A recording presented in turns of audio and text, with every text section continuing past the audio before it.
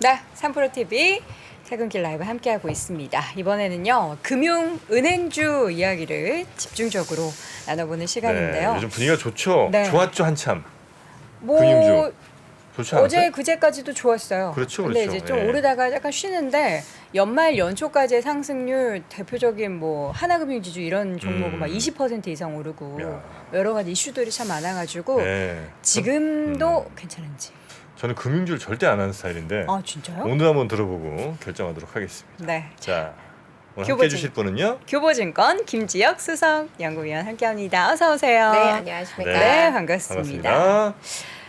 미국 금융주 최근에 실적이 사실 뭐 전반적으로는 괜찮았는데 그 골드만삭스가 너무 안 좋았잖아요. 네. 어닝 쇼크. 근데 그게 약간 전반적인 금융시장의 산물인 건가요? 다른 쪽 괜찮은데 골드만삭스가 안 좋았다.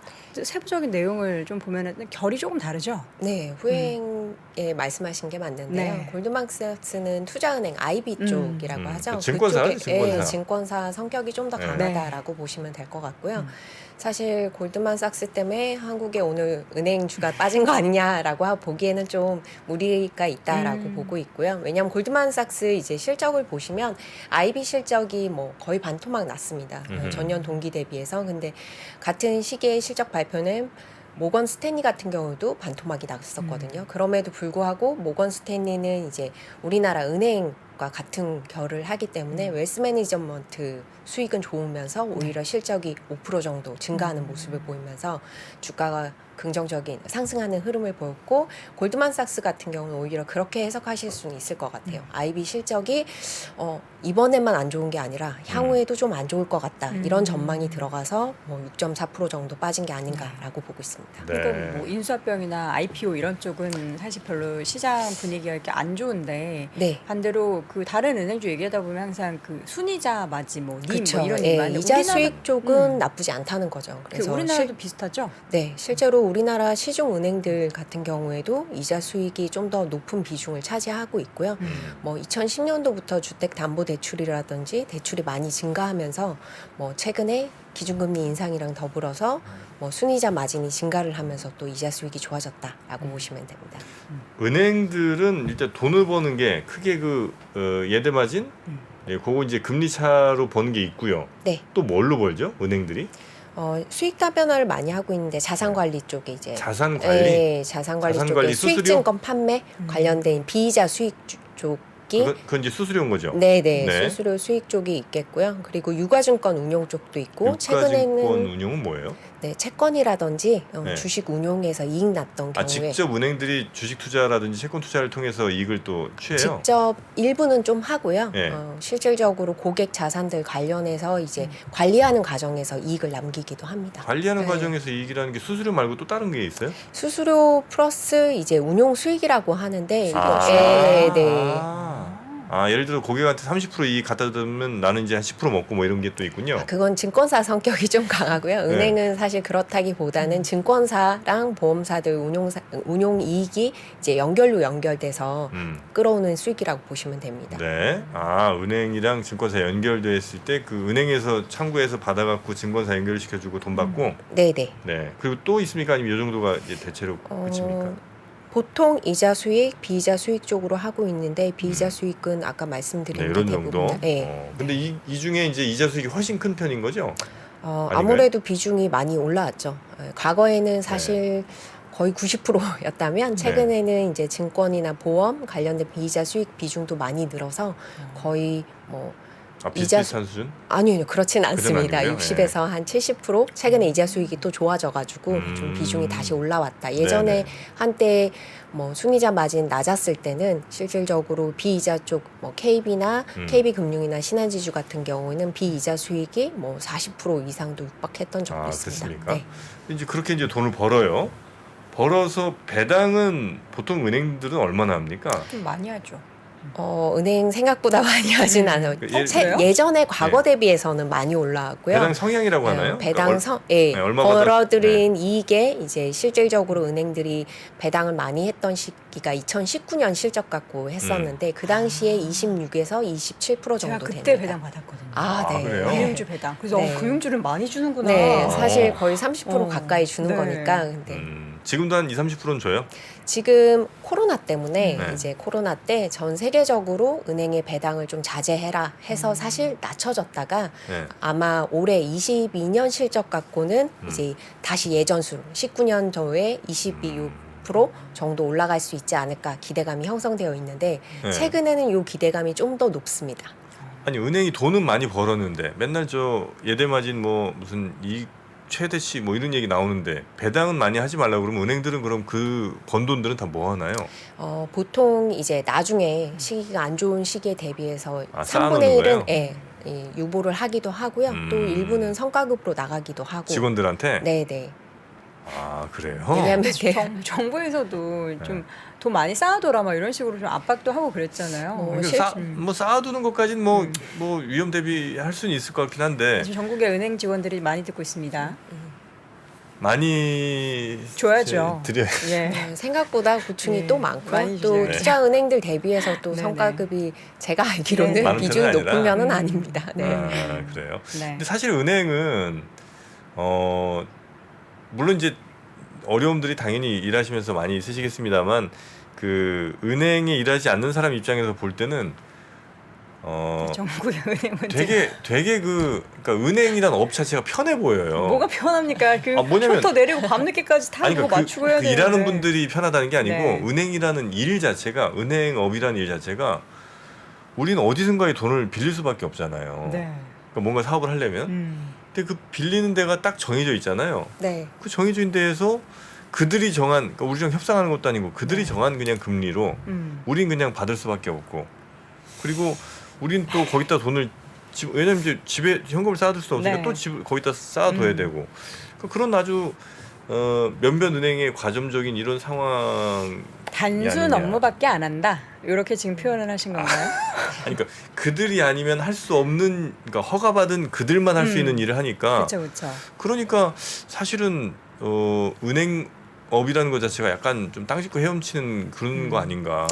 뭐 그렇게도 생각하시는 분들은 정말 표면만 보시는 거고요. 네. 실질적으로 아까 말씀하신 셔터문 내리고서 하는 일도 많지만 그걸 네. 떠나서 단기적으로 보셨을 때는 은행이 좋았던 시절만 보시는 것 같아요. 그래서 실제로 과거에 뭐 IMF 이후에 구조조정이라든지 그 과정을 거치면서 실제로 그 위기에서 떠안는 건 은행들이 떠안은 적도 많거든요. 그리고 추가적으로 얘기하셨던 이제 금리 정해진 거 한 거 아니냐 하지만 시장 금리에 따라서 받고 있는 거고 어떻게 보면 은행법 이제 금융 규제 산업이라고 하잖아요. 네. 굉장히 엄격합니다. 그리고 어떻게 보면 은행원들 분들을 대변하는 건 아니지만 네. 실제로 전문직이라고 이제 보통 배우신 분들이 은행원이 되시잖아요. 그러다 보니까 도덕적인 잣대도 굉장히 높은 편입니다. 물론 이벤트들이 발생하기는 하지만 그 외에 정말 뭐 99.9%는 굉장히 사명감을 갖고 일하시고 아니, 있기 뭐 때문에 일하시는 분들이야, 뭐 그렇죠. 일하시는 분들 말씀하신 게 아니죠. 네, 지금 그러니까 업 자체가, 은행업 자체가 그렇다는 거죠. 그 네. 업이 보면은 구조가 생각보다 단순하다.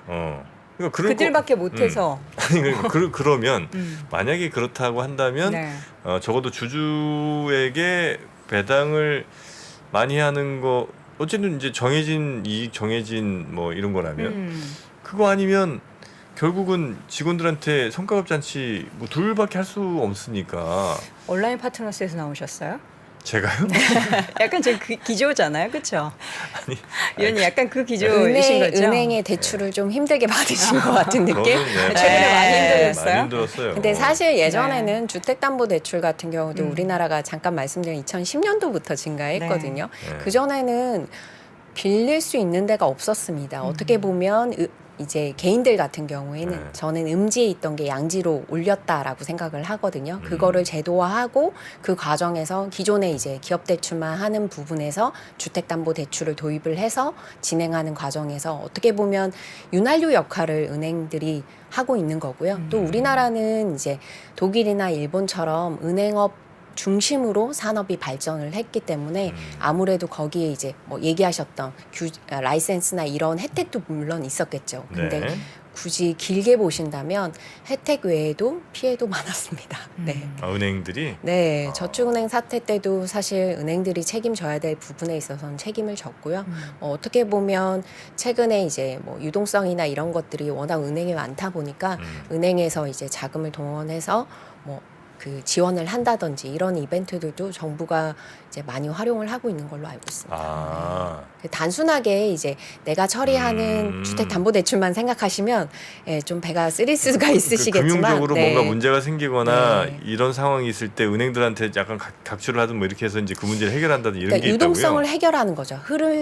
이제 돈의 흐름을 원활하게 흐르게끔. 근데 이제 개인 입장에서는 아마 손실난 아니. 자산에 절대 투자하지 않으실걸요. 아니 그건 당연히 해야 된다고 저는 보는 게 은행들 막 넘어가고 할 때 공적 자금 다 누가 됐습니까? 국민 세금으로 됐잖아요. 그렇죠. 그러니 당연히 그런 위험한 일이 그렇죠. 네, 그런 일이 있을 것처럼 은행들도 나서는 그런 게 당연한 거 역할들을 아닙니까, 그거는? 합니다. 네. 네. 하여튼 뭐 요걸로 뭐 건 아닌데.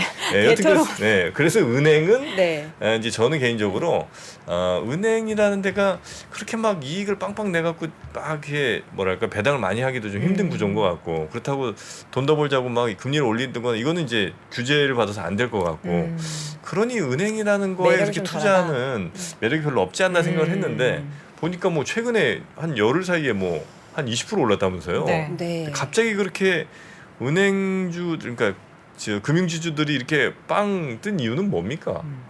우선 사시는 분들이 많으셨고요. 왜? 네. 그쵸, 수급이 왜 왜 들어가 사는 거예요? 왜? 있을지. 외국인 순매수도 좀 많았었습니다. 그러니까 가장 큰 외국인이 왜 이유가 샀을까요? 탑다운 방식에서 접근하신다면 네. 지난 13년간 저금리였습니다. 네. 어떻게 보면 금리 인상 수혜주로 혜택을 사실 주가에는 크게 반영되지 못했는데 본격적으로 이익에 대한 기대감이 형성되면서 나쁘지 않다라는 거고 상대적으로 이익이 또 견조하다라는 점에서 투자 매력이 이제 관심을 많이 가지지 않았나. 그리고 무엇보다 뭐 뒤에 포인트도 말씀드리겠지만 네. 정말 쌉니다. 네, 아, 그것도 은행이? 한몫했습니다. 예를 들어 네. PBR, PER 계산하면 어느 정도 나옵니까? PBR 기준으로 지금 현재 올라서 0.4배 수준이고요. 0.4배? 네, 네. 이익이 싼가요? 네.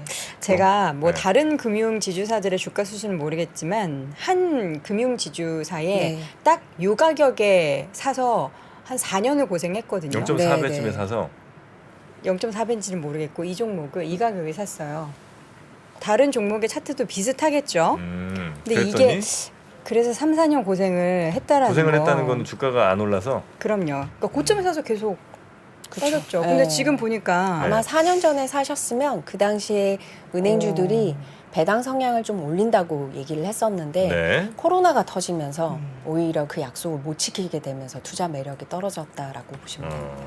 0.4면 참 싼 것 같은데 싼 이유가 있겠죠 뭐. 그쵸. 네, 사봐야 이게 주가가 안 오르고 뭐 이러니까. 뭐 그것도 있는데요. 네. 실질적으로 저도 예전에는 이제 ROE는 이제 올라왔는데 네. PBR이 너무 쌉니다라고 했는데 뭐 이런 표현이 맞는지 모르지만 잘 안 팔리더라고요. 근데 이제 제가 이번에 분석을 하면서 보니까 상대적인 이익 수준, 그러니까 전체 코스피에서 차지하는 은행이 차지하는 수익 비중 자체가 제조업들이랑 IT들 수익이 워낙 좋아지면서 계속 낮아졌던 거죠. 그래서 시가총액 비중도 낮아질 수밖에 상대적으로. 없었다. 근데 이제 경기 침체 구간에서는 네네. 저는 개인적으로는 이익이 지켜질 수 있는 종목들이 상대 수익률이 좋을 것이다. 그 중에 은행이 금융 중에서는 가장 이익 안정성이 뛰어나다라고 보는 거죠. 안정적인 이익을 내는 네. 회사 그런 이제 업종들이 각광을 받을 텐데 경기 침체가 오면 네, 그 중에 대표적인 게 은행일 것이다. 네, 근데 반대로 경기 침체가 오면 금융주가 안 좋다는 구조도 있잖아요. 네. 원래는 경기 침체가 오면 보통은 금융주들이 네. 안 좋습니다. 근데 그럼에도 불구하고 이제 제가 이익의 안정성을 말씀드리는 거는 우선은 대출 성장률이 어쨌거나 플러스가 나옵니다. 11페이지 한번 보시면 네. 최근에 이제 원화 대출금 절대 규모는 도표 10번에서 보시는 것처럼 계속 우상향하고 있거든요.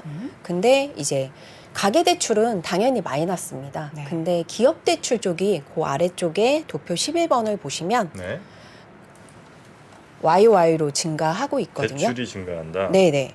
이제 기업 대출 쪽이 그러면서 두 개를 합치면 플러스 대출 성장률이 나올 수 있다는 거. 보통은 경기 침체 때 은행들의 대출 성장률은 마이너스를 기록하거든요. 근데 또 대기업들이 이렇게 대출이 늘어날 수 있는 거는 작년에 회사채 금리 튀면서 힘들지 않았습니까? 그리고 자본시장도 지금 쉽지 않은 상황에서는 네. 이제 어떻게 보면 조달 방법을 다양화할 필요가 있는 거죠. 그래서 아마 23년에도 기업 쪽의 대출 성장률은 좋을 거라 보고 있습니다. 근데 그 대출이 늘어나니까 은행들의 수익이 좋아지는 거는 뭐 충분히 수긍이 되는긴 하는데요. 네. 기업 대출이 늘어난다는 거는 경기는 안 좋아지는데 기업 대출이 늘어난다. 그거는 100개 중에 98개 정도는 뭐 알아서 잘 갚겠지만 두세 개 정도가 문제가 빵. 생길 수도. 왜냐면 이제 경기 침체 시기니까 그 정도 갑자기 이제 예상 못한 뭐 부도나 이런 것도 이제 생겨버리면 훨씬 더 수익률은 악화되잖아요. 네. 네, 그럼 리스크는 커지는 상황인데 그럼에도 불구하고 괜찮은가요? 그러니까 은행들이 만약에 그런 리스크가 크다면 대출을 안 해줍니다. 아, 그런 회사는? 보험사들이 심사를 하는 것처럼 신사하죠. 과거 대비해서 우리나라 아까 전에 제가 이제 제조업들이 이익 성장률이 좋았잖아요. 네. 이익 규모도 컸고 당연히 재무 구조도 좋아졌습니다. 네. 그런 회사들 중에서는 사실 저 같은 경우는 제가 오너라면 사실 경기가 안 좋아지는 상황에는 M&A 시장도 굉장히 매력적일 수 있습니다. 그런 뭐, 운용 자금 차원도 있겠지만 저는 개인적으로 그런 시장을 준비하기 위해서 자금을 미리 좀 빌려놓을 수도 있겠다라고 생각을 하고 있고요. 네. 무엇보다는 회사채랑 이제 IPO라든지 이런 게 자본시장 자체가 쉽지 않습니다. 그걸 감안한다면 개인적으로는 대출을 통해서 자본을 조달할 가능성이 높다는 거죠. 그리고 뒤에서 한번 말씀드리려고 했는데 13페이지의 도표 10번을 보시면요. 네. 실제로 연체율이 역사적 거의 최저점입니다. 지금 현재? 돈을 잘 갖고 있나요? 네, 이제 돈을 잘 갖고도 있는데 그만큼 기업들의 체력도 좋아진 것도 있고요. 은행들이 또 그만큼 관리 능력이 높아진 것도 있습니다. 네. 아까 전에 원화대출금이 꾸준하게 증가했잖아요. 그럼에도 불구하고 연체율이 이 정도 선에서 관리되고 있다는 점은 예전에 비해서 어떻게 보면 리스크 관리단 이런 것들이 굉장히 우수해진 거죠. 네. 그런 관점에서 보면은 제가 몇 년 전과 그 제가 보유했던 주식의 레벨을 가격에 대한 레벨을 말씀드렸잖아요. 말씀해주신 것처럼 그때 당시에는 제로 금리 거의 마이너스 금리 수준이었는데 그렇죠. 지금은 금리 단이 올라가 있고 말씀해주신 것처럼 연체율도 줄어들고 대출이 늘어나면은 그때와 지금은 완전 상황이 달라져서 그때의 가격보다 훨씬 더 올라갈 수 있는 룸이 남아 있다라고도 생각할 수 있겠네요. 네, 그렇게 되게 높아 보였거든요. 저는. 개인적으로는 그 당시 대비해서 뭐 님 같은 경우에도 네. 이제 기준금리 인상이 어느 정도 끝났다 하시는 분들도 많으시잖아요. 네. 그럼에도 불구하고 저는 이제 이 정도 선이 유지만 되더라도 워낙 원화대출금 규모가 절대 규모가 늘어났기 때문에 이자 수익은 좀 꾸준할 수 있다라고 보고 있는 거죠. 근데 우리나라에는 은행이 상장된 경우는 별로 없고 다 금융주주가 상장돼 있죠. 네, 그렇죠. 그럼 이제 은행, 증권, 뭐 자산운용사 뭐 이런 게 이제 합쳐서 이제 그게 가치가 상정될 거 아닙니까? 네. 그래도 은행이 비중이 제일 큽니다. 아, 그렇습니까? 네. 그래서 은행이 잘 나오면 어쨌든 금융주주는 올라간다. 네, 그리고 그래요. 개인적으로는 이제 희망이 있다면 보통은 우리나라의 금융 대표 업종은 은행주입니다. 은행이 이제 저평가 받다 보니까 네. 사실 증권과 보험도 저평가 받는 성향이 있거든요. 그래서 어떻게 보면 은행이 올라간 후에 후행적으로는 증권이랑 보험주들도 이제 뭐 PBR이 좀 올라갈 수 있는 여력이 생기는 거죠. 우리 위원님께서는 일단 말씀해 주시는 쭉 스탠스가 금융주를 긍정적으로 보시고 지금도 충분히 매수할 수 있다라고 보시는 것 같네요. 금융주를 다 매력적으로 보지는 않고요. 저는 은행주를 가장 그러니까 매력적으로 은행. 봅니다. 어. 예, 경기 침체에서는 어쨌거나 이익을 잘 지키는 회사가 저는 그나마 이제 수익을 버틸 수 있고 네. 제가 두 번째 투자 포인트로 말씀드리는 게 배당을 꾸준히 합니다. 그리고 아시는 분은 모르겠지만 재작년부터 분기 배당도 하는 회사들이 있습니다. 예. KB금융신한지주가 분기 배당하고 있고요. 아시는 분 아시겠지만 예, 하나금융이랑 우리금융 같은 경우에는 반기 배당을 또 하고 있기 때문에 어떻게 보면 이제 과거로 거슬러 올라가면 2007년도에 이제 자본시장법 도입되기 전에 우리나라도 금융주들이 성장주였던 적이 있습니다. 그 당시에 이제 어떻게 보면 미국의 투자은행들처럼 분기 배당하면서 우리도 배당주로서 성장을 하자라고 했었거든요. 그게 작년, 재작년 21년도에나 이제 시행이 됐다라고 보는데 그 네. 바탕에는 저는 이게 이제 지속성, 이게 충분히 어느 정도 계산이 됐기 때문에 진행할 수 있었다라고 보시면 됩니다. 근데 이제 예를 들어 예전에 이제 백화점 뭐 몇 대 백화점들이 이제 우리나라 유통의 이제 대부분을 잡아먹던 시대와 달리 네.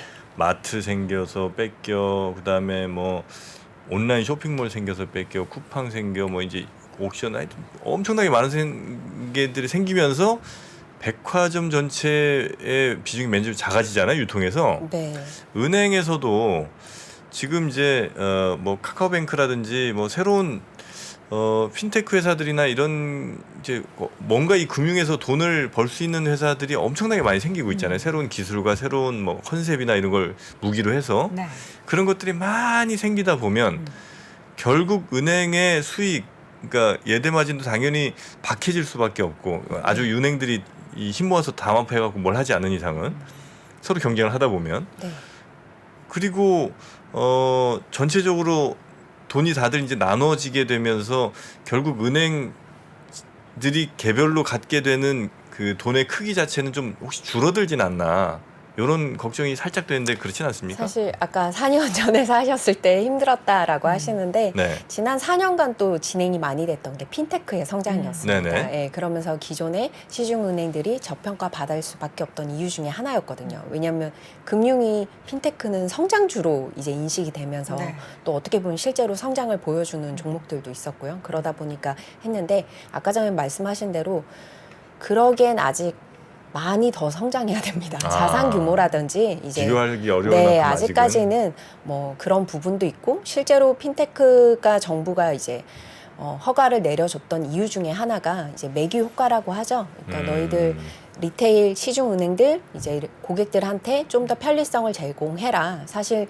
현재는 뭐 앱을 사용하는 방법에 있어서도 저도 매년 새로운 은행 앱이 이제 업데이트되는 걸 깔고 있지만 네. 굉장히 사용하기 편리해졌습니다. 물론 이제 편리성이야 핀테크사들이 좀 더 있다라고 생각은 하지만 사실 사용하는데 무리가 없을 정도로 올라왔거든요. 그리고 아까 말씀하신 대로 근데 이제 규모가 너무 작은 규모가 금융사가 많이 있기보다는 실제로 저희가 IMF 뭐 저축은행 글로벌 금융위기 겪으면서는 어느 정도 자산 건전성이 유지되고 안정적인 자기 자본을 많이 가진 금융사의 필요성도 굉장히 높거든요. 그렇기 때문에 저 같은 경우에는 얘기하셨던 그게 분리되는 부분도 분명히 있을 거예요. 네네. 근데 오히려 이제 우리나라 GDP 올라온 것처럼 금융도 그만큼 성장을 했기 때문에 아직까지는 나눠 먹을 파이는 저는 많다라고 보고 있습니다. 아, 그렇습니까? 그 제일 이제 경기 침체 때 걱정되는 게 역시 뭐 그 우리나라 은행들 굉장히 이제 관리 잘 된 걸로는 알고 있습니다만 뭐 여기저기서 뭐 무슨 PF니 뭐 부동산발 어쩌고 위기 뭐 이런 얘기들이 이제 있긴 있잖아요. 네. 그게 은행 금융 이쪽으로 뭔가 침범해서 문제가 번지거나 이럴 가능성은 매우 낮은 상황입니까? 예전에 저축은행 사태 때 사실 좀 힘드셨잖아요. 그때는 네. 은행들이 직접 본 PF에 들었기 때문이라고 보시면 될 것 같고요. 지금으로서 아예 리스크가 없다고 할 수는 없습니다. 하지만 예전에 비해서는 좋아졌다. 왜냐하면 이제 도표 17번, 13페이지의 17번을 보시면 국내 네. 시중은행의 담보별 원화 대출금 추이인데요. 네. 보통 이제 담보가 있고 부동산 담보라든지 공장 담보라든지 그리고 보증이 있고 정부의 보증입니다. 이제 기술 신보라든지 이런 쪽에 보증이 있는 대출 비중 자체가 2005년도 55.8%에서요. 2021년도 기준으로 73.2%까지. 네. 그리고 굳이 따진다면 신용대출이 저희가 개인들이 생각하시는 개인 신용대출만 생각하시는데 사실 대기업들은 신용등급이 있습니다. 그래서 신용대출 대부분이 대기업 대출입니다. 근데 절대 규모 자체가 크게 증가를 하지 않았습니다. 그래서 어떻게 보면 리스크 관리가 이 부분에 있어도 자기 자본은 많이 커졌기 때문에 저는 관리가 가능하다라고 보고 있습니다. 네. 기준금리 인상 그리고 은행주의 매력, 경기 침체보다 뭔가 현재의 매력이 더 높다라는 이야기를 쭉 해주셨는데 계속된 얘기가 저평가된 데는 그만한 이유가 있을 것 같다라는 지적을 계속 해주세요. 네, 거기에 대한 맞습니다. 좀 생각을 사실 들어보겠습니다. 가장 컸던 것 중에 하나는 이제 저는 배당도 있다라고 생각을 해요. 네. 15페이지의 도표 24번을 보시면요. 이거는 2019년 기준인데 아시아 태평양 주요국 금융 주들의 PBR과 배당 성향 이제 3포도 뭐 하고 하는데 이제 요 원 크기가 ROE 크기라고 보시면 될 것 네. 같고요. 이제 X축이 배당 성향이고 Y축이 PBR입니다. 보시는 것처럼 한국이랑 비슷한 데가 이제 한국, 프랑스, 일본 등이 이제 ROE가 비슷한데 PBR 기준으로는 사실 프랑스, 일본이 저희보다 뭐 엄청나게 높은 건 아니지만 어쨌거나 더 고평가를 받고 있는데 그 당시에 이제 가장 극명한 차이가 배당 성향이었다고 보시면 될 것 같습니다. 그래서 외국인 뭐 투자가 분들도 한국의 이제 은행들의 금융주들의 불만 중에 하나가 배당을 좀 많이 했으면 좋겠다. 그리고 뭐 사실 4, 5년 전부터 한국의 디스카운트 받는 데는 지리학점 뭐 이런 것도 있지만 배당이 너네 너무 적다. 이것도 컸었거든요. 네. 그래서 정부 차원에서 제조업에 배당을 좀 정책을 활발하게 하면 뭐 좀 이제 부양하는 정책을 편 것처럼 어떻게 보면 그 혜택들이 은행이 이제서야 시작된다라고 보시면 될 것 같아요. 네. 제가 지금 이제 KB 그다음에 신한, 하나 이렇게 이제 금융주 세 개를 이제 봤거든요. 네. 이제 급하게 좀 살펴보긴 했습니다만 가격들이 싸질 않아요. 과거 아까 비교하면. 저희가 말씀드렸잖아요. 4년 전 안 비교하시면 이게 안 싸요. 그럼 이제 그 정보점 비슷하죠. 네. 예, 우리 저 몇 년 대비 보시는 거예요? 아니 전 10년, 차트. 10년 그래프를 봤거든요. 아 PBR 기준으로 보시죠. 아니 10년 그냥 주가만 봤어요. 가격으로 네, 봤을 가격으로 때. 보셨을 네, 때 10년 주가를 봤을 그럼 때. 그러실 수 있죠. 네, 네, 왜냐면 그래서 전고점이랑 거의 뭐 비슷한 친구도 있는 것 같고 H. 그리고 네. 전고점에서 별로 안 떨어진 친구도 있는 네. 것 같은데 네. 이 정도에서 과연 그걸 뚫고 올라갈 만큼 그 정도의 뭔가 지금 막 금리 수준이 다르다 그래서 아까 얘기했잖아요. 네. 아름다운 그림이 과연 그 금리로 이게 해결이 되는 건가? 저는 사실 최근에 이 보고서를 쓰고 의외로 이제 질문을 제일 많이 받은 게 따라 사야 되냐.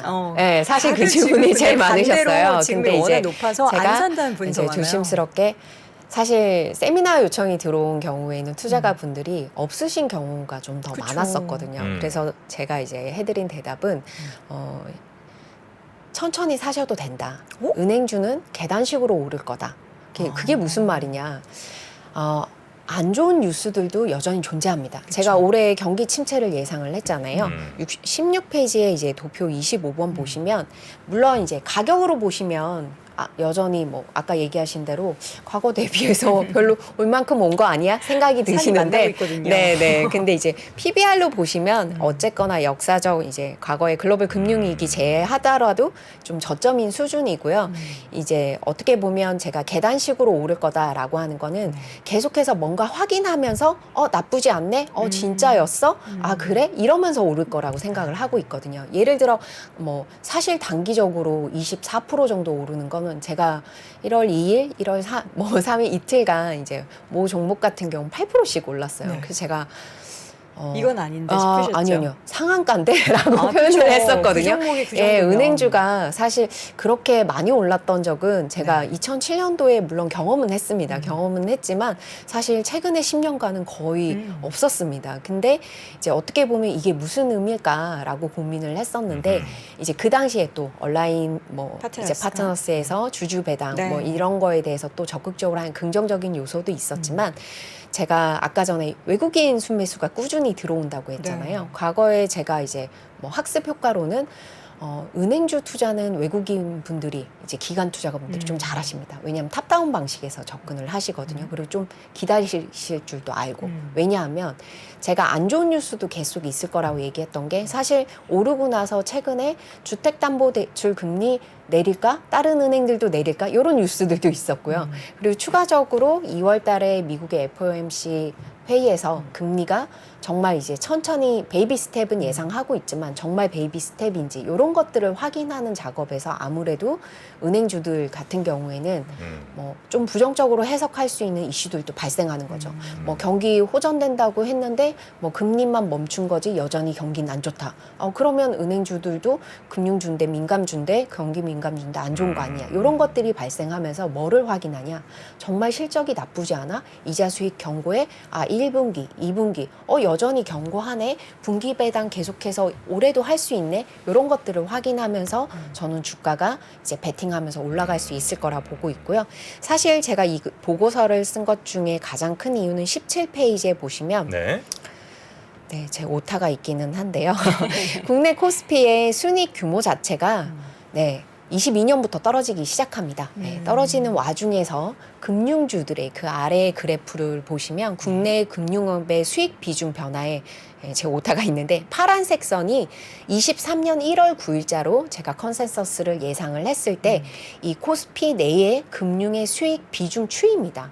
작년에 7월에 예상했을 때만 해도 17.3%였고요. 지금은 23.8%, 지금 24%를 넘고 있습니다. 그게 무슨 의미야? 옆에 보시면 여기 예상치인데 도표 27번에 IT나 제조업 이쪽이 안 좋기 때문에 예상치가 다 떨어지는 겁니다. 상대적으로 작년에 비중이 7월만 커지면서? 하더라도 컨센서스 예상하는 것들이 뭐 어떻게 보면 경기 침체가 다 반영되지 못한 거죠. 그러면서 이제 23년 들어서 그것들이 반영되면서 이제 금융, 특히 은행의 비중이 거의 90%에 육박하거든요. 은행의 수익 비중이 높아졌다는 건 저는 이제 뭐 어떻게 보면 이익의 안정화 이런 것들이 은행은 수익이 가만히 있다는 소리거든요. 어떤 네. 의미에서는. 그러면 상대적으로 이익이 나쁘지 않네? 그런 상대적인 매력도도 저는 개인적으로 23년에는 은행을 보는 모습이 달라질 수 있지 않을까라고 기대해 보고 있습니다. 그 우리나라는 이제 외국인에 의해서 그 주가가 이제 많이 좀 좌우되지 않습니까, 그죠? 네. 근데 이제 특히 이제 금융지주들을 보면 외국인 비중이 우리나라에서 어떤 업종보다 아마 가장 높은 업종이 금융 쪽인 것 같은데. 외국인들이 되게 좋아하고 선호하는 업종 중에 하나죠. 뭐 그렇게 볼 수도 있지만 네. 또 달리 보면 외국인들이 이제 더 이상 채워놓기는 너무 힘든 주식들이 아닌가. 네. 외국인들이 더 쓸 수 없다. 야 이거 75%가 외국인인데 뭘 더 들어가 이럴 거 아니에요. 그래서 그럼에도 불구하고 외국인들 순매수가 계속 플러스가 나고 있는 거에 어떻게 보면 투자가 분들이 당황하신 거죠. 자 이젠 목까지 찬 게 아니냐. 네, 아니죠. 굳이 따지면 네. 예전에 과거 엄청 높았던 비중 대비해서는 낮아요? 낮습니다. 네, 높지 않습니다. 예전에 얼마나 얼마까지 낮아요? 올라갔었어요? 예전에 뭐 높았을 때는 네. 제가 대주주 비중으로 이제 65%에서 70%를 말씀드린 거고 많이 살 때는 뭐 80% 이상도 꾸준하게 샀던 적도 있습니다. 그래요? 네. 그래서 저는 이제 혹시 그러니까 우리나라 내에서는 괜찮은 상황이지만 예를 들면 이제 뭐 외국에 이제 어쨌든 올해 경기 침체 예상이 되니까 네. 외국에서는 우리가 예측치 못한 수많은 일들이 뭐 정말 별별 일이 생길 수 있잖아요. 그렇죠. 그럴 때 외국인 투자자들이 자기네 나라에 생긴 이 일을 방어하기 위해서 다른 데서 뭔가를 팔고 이제 들어와야 될 텐데 그 뭔가를 팔 때 가장 쉽게 파는. 오케이라고 생각하는 업종이 뭘까? 혹시 우리나라 금융업에 있는 이 주식들은 아닐까. 그래서 그럴 때 우리가 예상 못하게 갑자기 훅훅 빠지고 이런 일들이 발생하진 않을까 하는 걱정을 살짝 한 겁니다. 당연히 그런 걱정도 하실 수 있고요. 네. 근데 최근에 제가 외국인 투자가들한테 들었던 이유는 호주은행 같아서 좋다라는 얘기였어요. 호주은행? 네. 글로벌 금융위기 때 호주 은행들도 다 같이 주가 빠졌습니다. 네. 근데 회복력이 좀 빨랐어요. 이익이 나쁘지 않네? 어디에서 나오는 거야? 주택담보대출 비중이 높네? 안전하구나. 왜냐하면 저희도 과거에 한번 그랬던 적은 있어요. IMF 때 이제 KB금융이 좀 강했던 이유 중에 하나가 개인 리테일 대출이 많았기 때문입니다. 네. 그렇습니까? 개인 자산은 끝까지 지킨다는 거죠. 알겠습니다. 다른 의미인 것 같아요. 그래서 저 같은 경우는 이제 유동성이 사실 높기 때문에 특히 우리나라 금융주들이 유동성이 좋아서 외국인들이 선호하는 것도 분명히 있지만 지금 현재 들어오는 거는 그런 관점이기보다는 약간 이제 금리 상승 그리고 본격적인 수혜 볼 만한 거 그리고 이익의 안정성 이런 거 배당 성향 올라가는 거에 대한 기대도 살짝 해볼까 이런 긍정적인 이슈들이 작용했다라고 보고 네. 있습니다. 시간이 많으면 좀 더 천천히 들으면 그러게요. 더 좋을 것 같은데. 그럼 결론을 하나만 여쭤볼게요. 네. 계단식 상승의 말씀을 해주셨는데 그게 네. 주기를 우리가 생각하면은 장기 투자 관점으로 봐야 합니까? 한 중기적으로 뭐 1분기, 분기 정도로 이렇게 제가 계단식으로 분기단으로 한 계단씩 생각한다면 저는 24년 상반기까지는 네, 은행주들 나쁘지 않다라고 생각합니다. 그럼 저희가 분기에 한 번씩 적어도 분기에 한 번씩 알겠습니다. 우리 김지영 위원님 모셔서 네. 이야기를 나눠보면 좋을 것 같습니다. 저도 나왔으면 좋겠습니다. 네. 알겠습니다. 자, 우리 김지영 위원님 앞으로 자주 뵙도록 하고요. 김지영 위원님이 오늘 보여주지 못하신 자료들이 굉장히 많은데 네. 그 자료들은 저희가 좀 우리 시청자분들과 공유 좀 해도 되겠습니까? 네, 좋습니다. 그럼 저희 3프로TV 앱에 업로드 해놓을 테니까요. 여러분은 김지영 위원님의 자료들 참고하시면서 다시 한번 방송 참고하시면 아마 더 네. 이해가 잘 되실 것 같습니다. 네. 자, 오늘은 여기서 보내드리죠. 김지영 연구위원님 교보증권에서 오셨습니다. 대단히 고맙습니다. 네, 고맙습니다. 감사합니다.